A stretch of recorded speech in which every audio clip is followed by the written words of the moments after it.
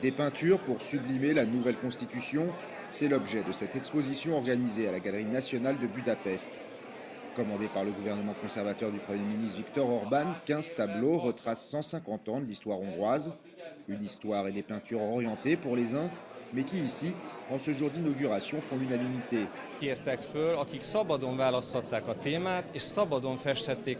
artistes ont pu peindre ce qu'ils ont voulu en toute liberté.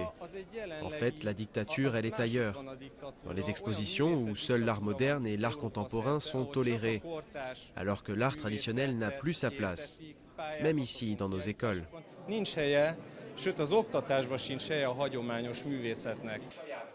Ces tableaux célèbrent les valeurs hongroises telles qu'elles sont définies par la nouvelle constitution.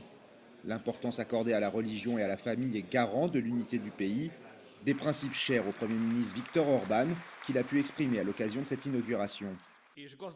Notre civilisation et notre culture semblent avoir oublié quelles étaient les forces motrices les plus importantes après nos succès économiques. Il s'agit des origines divines de la vie, du bonheur qu'apportent les enfants et le mariage, ainsi que l'énergie intellectuelle de la nation. Mais ces références à Dieu et à la famille sont loin de satisfaire tous les Hongrois.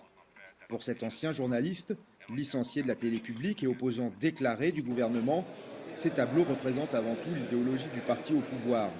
Une idéologie contestée par de plus en plus de Hongrois, puisqu'aujourd'hui, ils ne sont plus que 31% à soutenir la politique de Viktor Orban.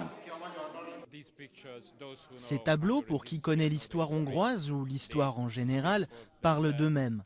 Ce ne sont pas des œuvres d'art, mais plutôt des œuvres subjectives. En fait, si vous avez des artistes prêts à travailler sur commande du gouvernement, quel que soit le gouvernement d'ailleurs, cela signifie que nous ne pouvons plus parler de démocratie en tant que telle.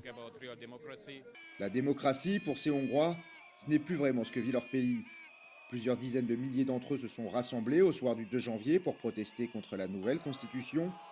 Et avec la crise économique qui frappe le pays, le chemin vers un avenir meilleur risque d'être encore long.